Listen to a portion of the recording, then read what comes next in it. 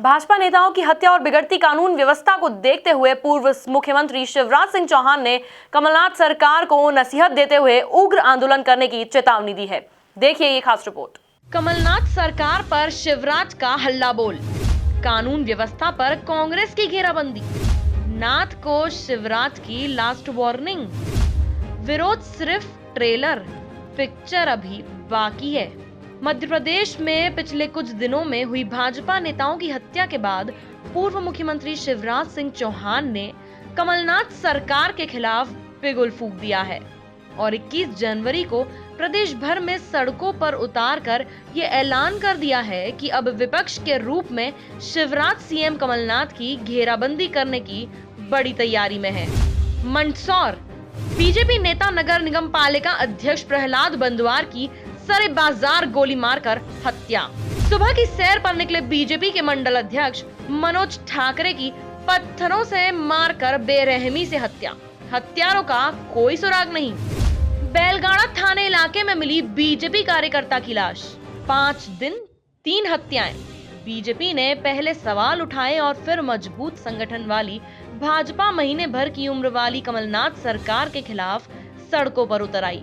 प्रदेश में एक के बाद एक भाजपा नेताओं की हत्या और बिगड़ती कानून व्यवस्था को लेकर पूर्व सीएम शिवराज ने भी कमलनाथ सरकार को चेतावनी दे दी है। शिवराज ने कहा, प्रदेश में लगातार भाजपा नेताओं की हत्या हो रही है। पहले ही 2 भाजपा कार्यकर्ता अपनी जान गंवा बैठे हैं। अब जबलपुर में बीजेपी कार्यकर्ता पर हुआ हमला निंदनीय है।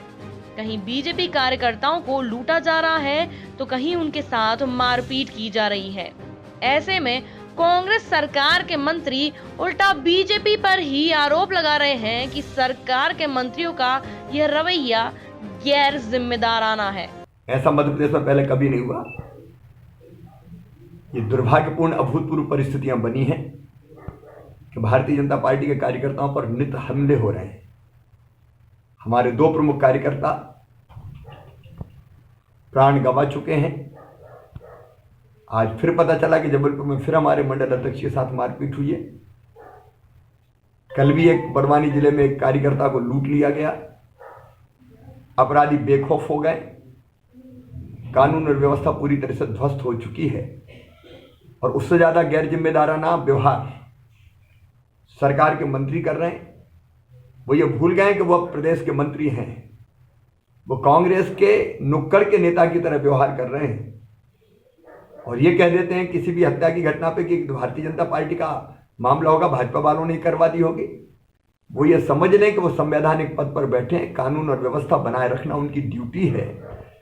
मैं उनसे ये कहना चाहता हूं कि अगर वो इस तरह की बात कहेंगे तो नीचे प्रशासन में बैठे अधिकारी यथा मंत्री तथा प्रशासन वो इन चीज़ों को और भी गंभीरता से नहीं लेंगे। स्थिति विस्फोटक होगी। इसलिए गैर जिम्मेदाराना व्यवहार बंद करें और ठीक से कानून व्यवस्था की स्थिति संभालें। उन्होंने मंत्रियों को नसीहत देते हुए कहा कि प्रदेश सरकार के मंत्री कांग्रेस के नुक्कड़ नेताओं की तरह व्यवहार नहीं करें।